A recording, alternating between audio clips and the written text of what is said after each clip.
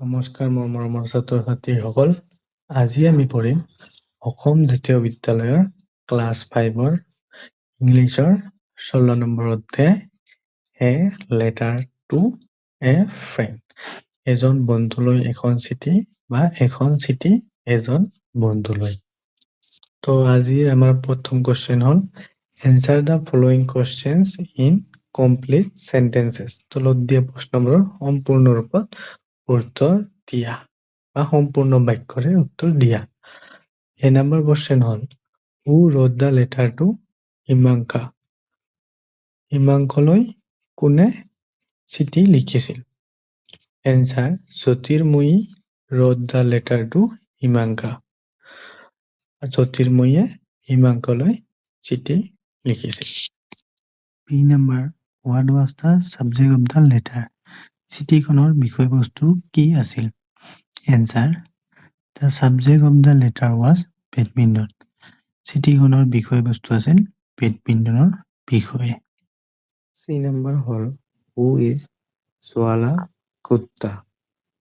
জোৱালা গুপ্তা কোন? Answer Jwala Gupta is a badminton player. তো জোৱালা গুপ্তা হৈছে এজনী বেডমিণ্টন খেলুৱৈ। তো ইয়াতে মই তাইৰ ছবিখন এড কৰি দিছো যাতে তোমালোকৰ চিনি পোৱাত সহজ হয়। তাৰপিছত ডি নম্বৰ হৈছে আমাৰ what is Jyotirmoyee's favourite game. জ্যোতিৰ্ময়ীৰ প্ৰিয় খেল কি? Answer Jyotirmoyee's favourite game is badminton. জ্যোতিৰ্ময়ীৰ প্ৰিয় খেল হৈছে বেডমিণ্টন। ই নম্বৰ what do we use to play badminton.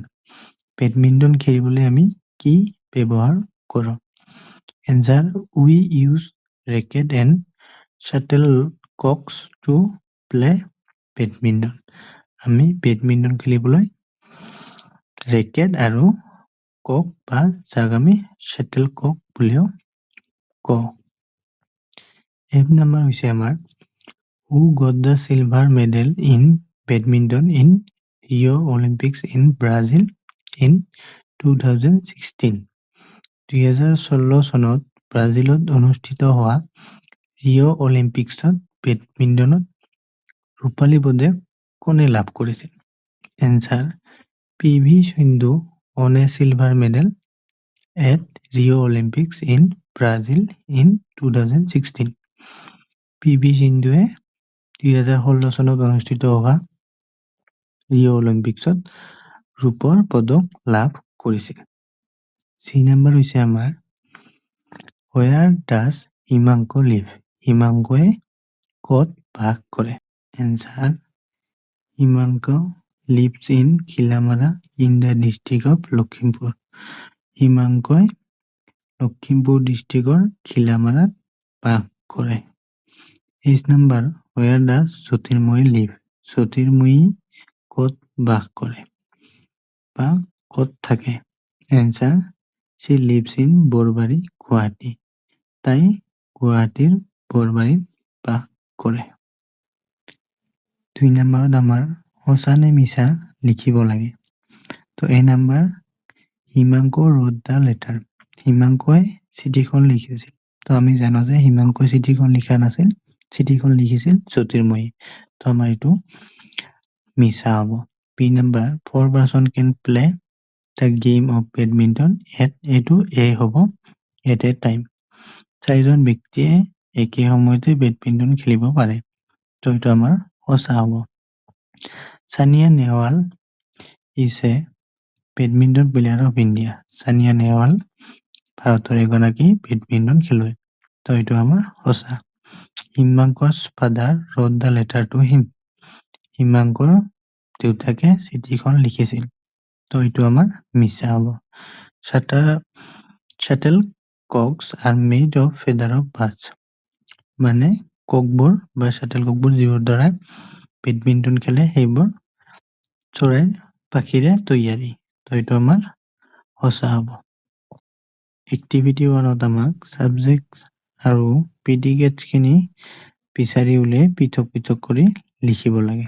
তো আমাৰ 1 নম্বৰত আইটো হ'ব আমাৰ সাবজেক্ট আৰু বাকিখিনি হ'ব আমাৰ প্ৰিডিকেটছ। তো 2 নম্বৰত হ'ব আমাৰ উইটো হৈছে আমাৰ সাবজেক্ট আৰু বাকিখিনি আমাৰ প্ৰিডিকেটছ। 3 নম্বৰত তে খিনি হ'ল আমাৰ সাবজেক্ট আৰু বাকিখিনি আমাৰ প্ৰিডিকেটছ।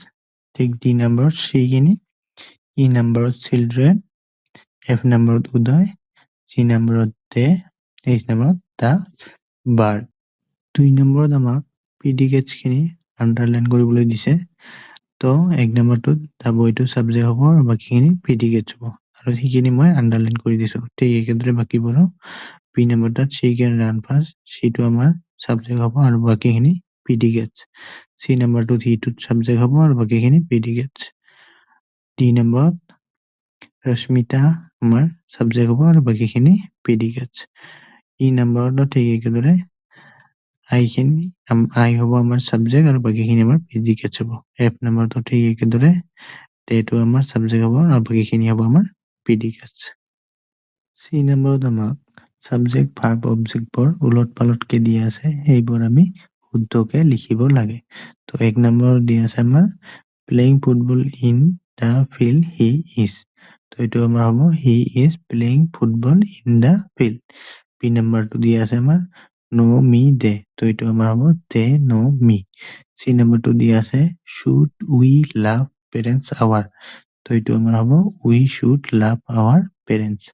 3 নম্বৰটো দিয়া আছে Raju Biju are friends and good.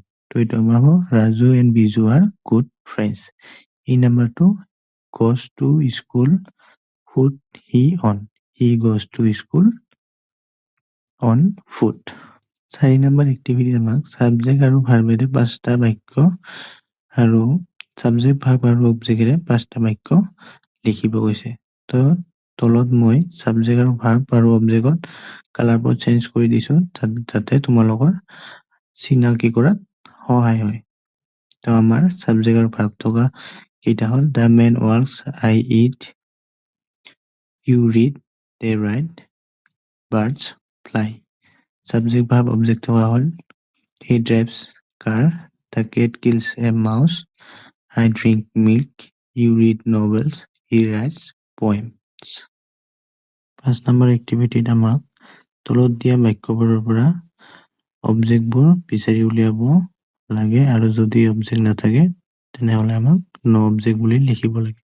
তো ইয়াতে মই একেবাৰে এনচাৰখিনি দি দিছো আৰু আণ্ডাৰলাইন কৰি দিছো অবজেক্টখিনি যাতে তোমালোকৰ সুবিধা হয়। Thank U.